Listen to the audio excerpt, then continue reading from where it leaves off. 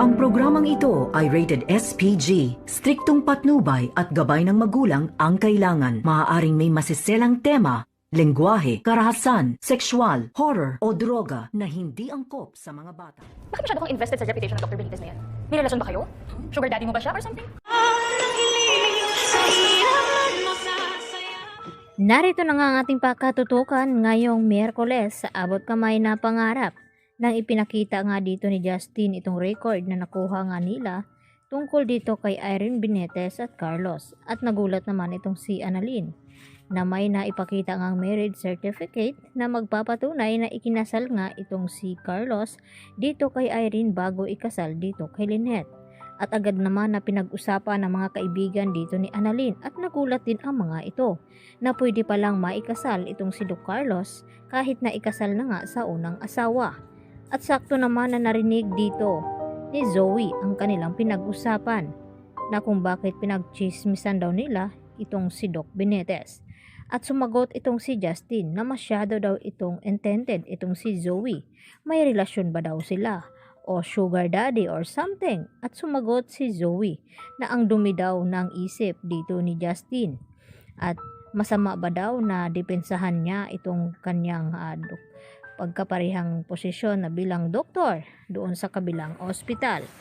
At maya-maya nga, ipinakita ni Justin kay Zoe ang kanilang nakuhang ebidensya laban dito kay Doc Carlos.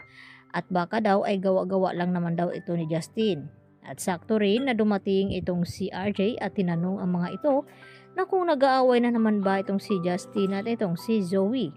At sumagot si Justin dito kay RJ na hindi daw sila nag-aaway.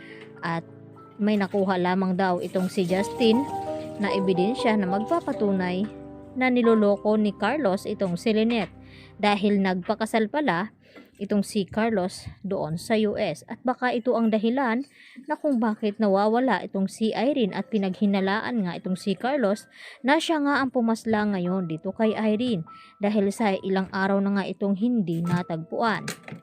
At dito naman na hindi makontak ngayon ni Annalyn ang kanyang ina at iniisip nilang lahat na kinidnap nga at pilit na isinama ni Carlos itong si Lynette kung saan mang lupalop ng lugar dahil hindi nga nagamit nila yung ticket papunta ng ibang bansa upang magbakasyon.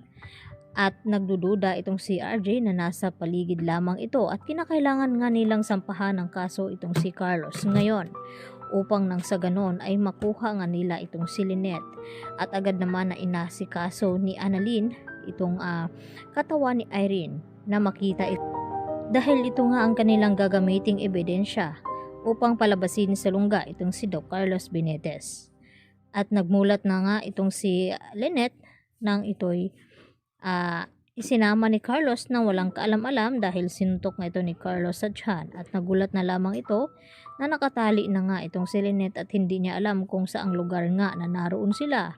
At dito umiyak si Lynette kay Carlos, napakawalan nga siya dito sa pagkatali. At iuwi na muna siya doon nga sa kanilang bahay upang makita niya itong si Annalyn at si Chang Susan na baka raw ay nag-aalala na ito. At dito naman na sinabi ni Carlos na hindi na nga daw niya ito ibabalik si Lynette dahil ang gusto niya na magkasama lamang daw sila. At dito naman maya-maya na tumawag si Zoe kay Carlos at nagtanong si Lynette kung sino nga itong tumawag sa kanya. At hindi naman sinabi ni Carlos kay Lynette na si Zoe ang tumawag at dito nga na bumaba siya upang makausap itong si Zoe. At dito kinompronta ni Zoe si Carlos na totoo ba ang kanyang mga narinig ngayon na itong si Carlos ang dahilan na kung bakit nawala itong si Irene at nagpakasal pala sila doon sa US. At dito naman na itinanggi ni Carlos ang mga paratang. Subalit ay naamoy nga ni Zoe ang mga kilos ni Carlos dahil ganyan daw itong kanyang ina na pinagtakpan ang lihim dahil alam niya na siya nga ang gumawa ng krimen na iyon. At dito na hindi makapaniwala itong si Zoe na ang kanyang pamilya ay parehong mga kriminal. At sakto na padaan itong si Justin sa kinaroroonan ni Zoe habang tumawag dito kay Carlos, at hindi inaasahan narinig mismo ni Justin ang pag-uusap ni Zoe at Carlos at tinawag niyang ama itong si Doc Carlos. Yan ang ating pakatutukan at aabangan mamaya mga kapuso, dahil sunod na nga ang mga revelasyon na malalaman dito nila Justin at ng buong pamilyang Tanyag tungkol dito sa lihim na itinago nga ni Zoe sa kanila. At mayayanig na nga ba ang mundo ni Zoe kapag nalaman ng lahat na hindi pala siya tunay na Tanyag?